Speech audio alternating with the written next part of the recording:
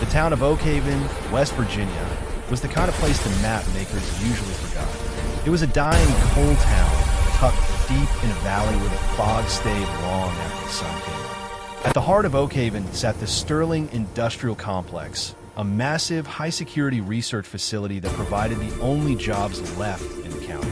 But Sterling wasn't just a factory, it was a fortress. The local police were on the payroll, the mayor was a cousin of the CEO, and the townspeople knew better than to ask what was being loaded onto the unmarked black trucks that left the facility at 3 in the morning. Into this world walked a woman who called herself Jo. She was thin, wore oversized flannel shirts, and carried a weathered canvas bag. She took a job that no one else wanted, a night shift janitor in the high-security Sector 4 of the Sterling complex. To the arrogant security teams at Sterling, Jo was a ghost. She was the woman who emptied the trash, mopped the blood-stained floors of the testing rooms, and never looked up from her work. The head of security, a former mercenary named Brock Stone, enjoyed mocking her. He would intentionally kick over her trash, just to watch her kneel and pick up the mess. He called her Mop Girl and told his men she was probably too slow-witted to even understand the security codes she saw every day. Stone was a man who valued power and noise, so he never noticed the way Jo's eyes tracked the frame rate of the security cameras. He never noticed how she timed her mopping to the exact frequency of the motion sensors. And he certainly didn't notice that her cleaning rags were actually high-end signal interceptors. The truth was that Jo didn't exist. She was Commander Joanna Viper Vance, a legendary operator from the Army's most elite, non-existent unit. She had spent 15 years in the shadows of the Middle East and Eastern Europe, specializing in dismantling illegal weapons programs. The Pentagon had sent her to Oak Haven because Sterling Industrial wasn't making car parts. They were developing a banned biochemical agent to sell to the highest bidder on the dark web. Joanna's mission was simple: find the master drive, document the illegal samples, and wait for the signal to bring in a strike team. But as she spent her nights cleaning the facility, she realized the corruption went much deeper than just a lab. Sterling was using the town's own people, the missing drifters and the poor, as human test subjects. The tension began to boil over during the third week.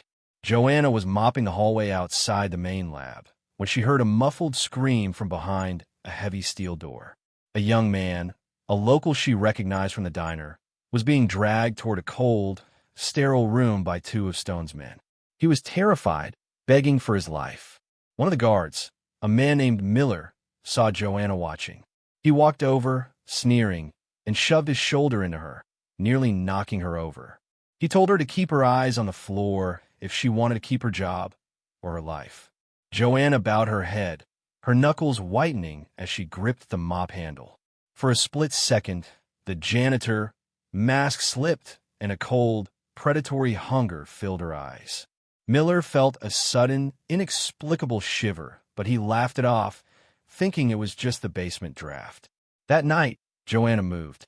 She waited until the guard rotation hit its 3-minute dead zone during the shift change. She slipped out of her janitor's closet, but she wasn't carrying a broom. She had a tactical headset and a specialized hacking device. She moved through the air ducts with the silence of a predator, bypassing the biometric locks that Brock Stone bragged were unbreakable. She reached the central server room and began the data siphon. As the progress bar climbed, she watched the monitors. She saw the test subjects in their cages treated like lab rats. Her jaw tightened. This wasn't just a mission anymore. It was a debt that needed to be paid in blood. The progress bar hit 90% when the sirens began to wail. Brock Stone wasn't as incompetent as she hoped. He had installed a secondary, off-grid alarm system that triggered when the server temperature spiked. The facility went into immediate lockdown. Steel shutters slammed over the exits, and the red emergency lights turned the hallways into a vision of hell. Stone's voice boomed over the intercom, mocking the intruder, telling them they were trapped in a cage with 40 armed professionals. He ordered his men to shoot to kill. He still thought he was hunting a corporate spy or a government thief. He had no idea he had trapped a wolf in the fold. Joanna didn't panic. She finished the download, secured the drive in a waterproof casing, and pulled a pair of collapsible batons from her hidden harness. She didn't want to use a gun yet. The noise would draw too many guards at once. She wanted them to feel the fear. She met the first four-man fire team in the narrow corridors of the basement. The guards came in hot, their tactical lights cutting through the smoke. Joanna used the shadows like a cloak. She took out the first guard with a strike to the larynx before he could even raise his rifle. The second and third went down in a blur of broken limbs and precision strikes. Miller, the guard who had shoved her earlier, was the last one standing. He stared at the janitor as she stepped into the light. The way she moved, the balance, the coldness, it finally clicked. "You?" he whispered, his voice trembling. Joanna didn't say a word. She delivered a single, devastating kick that sent him into unconsciousness. The fight moved to the main floor. Brockstone was frantic, watching his elite guards get dismantled on the security monitors. He could understand how one person was doing this. He grabbed his heavy shotgun and headed toward the lab, determined to protect his investment. Joanna, meanwhile, was liberating the test subjects. She smashed the electronic locks and guided the terrified townspeople toward the emergency exits she had pre-rigged with small C4 charges. As the survivors scrambled to safety, Joanna turned back. She wasn't leaving until the head of the snake was cut off.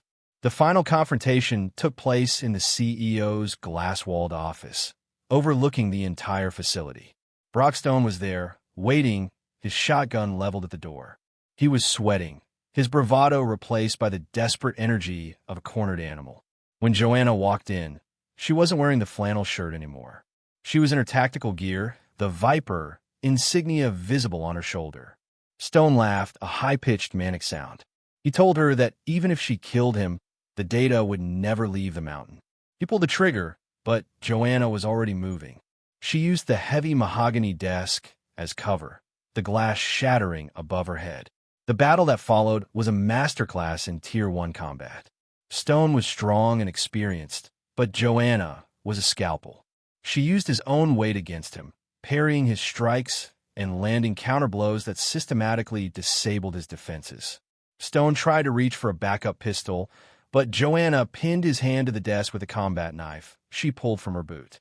She leaned in close, her voice a low, lethal whisper. She told him that Oakhaven didn't belong to him anymore. She told him that every name on his test list was going to be a nail in his coffin.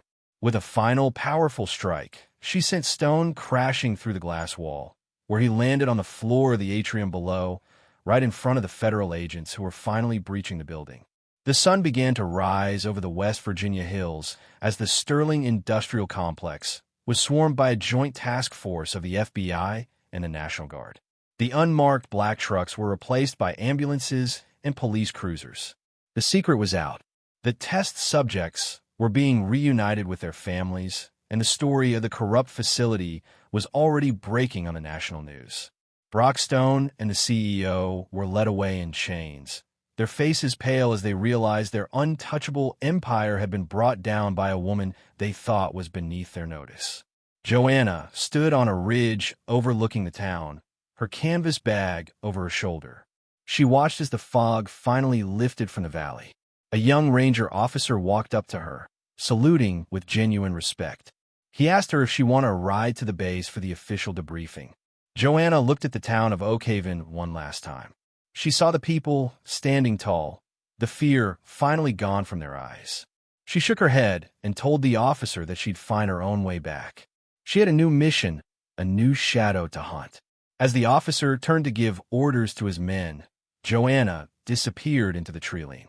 The janitor of Sector 4 was gone, leaving behind only a liberated town and a legend that would be whispered in the halls of the Pentagon for decades to come.